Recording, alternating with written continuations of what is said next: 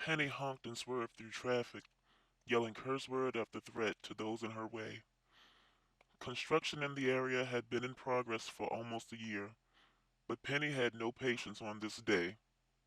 This day was one that she thought would never come. 20 years prior, 1,000 people were taken by otherworldly light. In a flash, they were gone. Penny lost her best friend, and she was back. Every person who was taken had been returned to the exact spot where they vanished from. Penny parked on the grass at her old elementary school. That's where they were when the light took Kiva. She jumped out of her car and ran to the playground. A crowd was gathered around the monkey bars. Kiva stood in the center, glowing and gorgeous. 20 years had been kind to Kiva. Her skin was smooth, her hair long and glossy. Penny shoved her way through the crowd. Kiva was not moving, or speaking, or showing any signs of awareness. Her naturally dark brown eyes were solid black and full of stars. Penny placed both of her hands on Kiva's shoulders and gave her friend a good shake. Kiva blinked and looked around.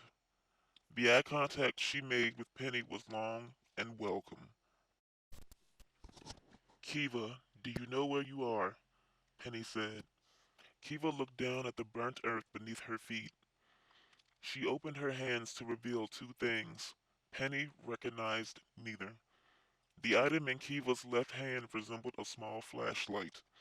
She placed the flat end of it against her temple and pressed the round end with her thumb. Kiva pouted. I'm back. I didn't ask to come back here. Penny waved a hand in front of Kiva's disappointed face. You don't know who I am, do you? Kiva nodded. Penelope J. Herndon. Penny's excitement was creeping away from her. After 20 years of being apart, she expected Kiva to be happier to have her back. Penny buried her hurt feelings under a neat stack of hospitality. You need somewhere to stay, she said. Come with me. Your family will come as soon as they can. The crowd parted, creating a path for them to leave. Penny couldn't help but glance at Kiva several times on the way to her car. The cute little girl who loved overalls had become majestic and mysterious. The woman Kiva wore an ankle-length white dress, sandals of gold, and many bracelets. Penny's mind gave her an image from art history, paintings of the Greek goddesses. The drive home was made awkward by silence and Kiva's endless fidgeting.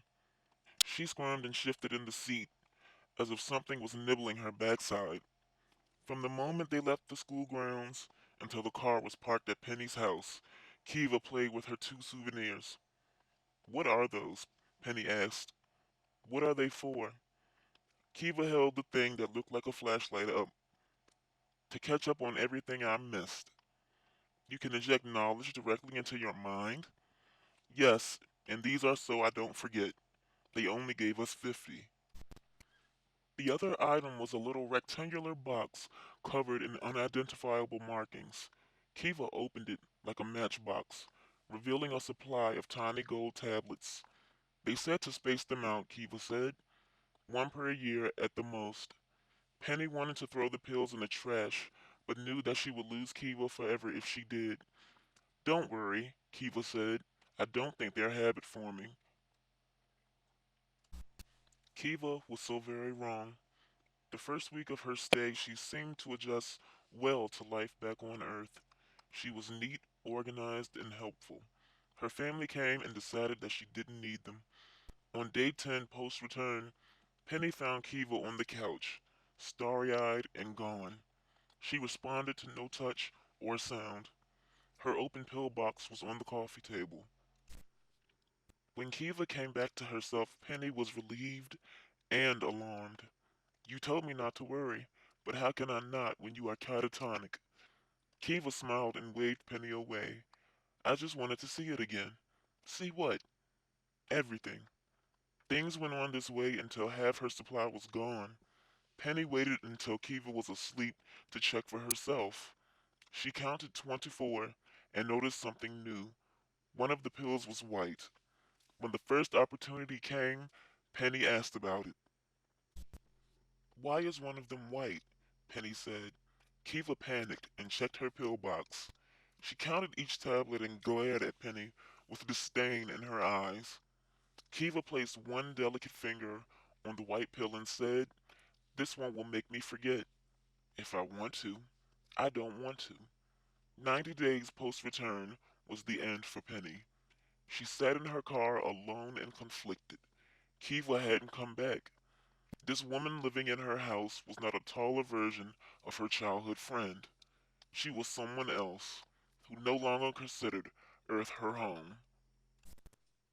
At dinner that night, Penny made a genius suggestion. If you won't take the white pill, why not throw it out? Kiva thought about it for a moment and agreed. I probably should. Kiva opened her pill box, took the white pill out, and placed it on the tablecloth, gently, as if she feared it may detonate. She took her plate to the kitchen to wash. As soon as she was out of sight, Penny dropped the white pill into Kiva's champagne and watched it fade into nothingness. Kiva returned and drank a future that she didn't ask for. She retired on the futon without another word. The next morning, Penny waited for proof that her Kiva was back. She'd purposely left the pill box in plain view. Kiva saw it on the dining room table and wrinkled her brow. What are these? They look like pills. Yours? Penny suppressed an ecstatic shriek. She took the pill box in hand and said, I don't need these. I'm perfectly healthy. Did you enjoy this story, Pills for the Healthy? I hope so. There are more to come.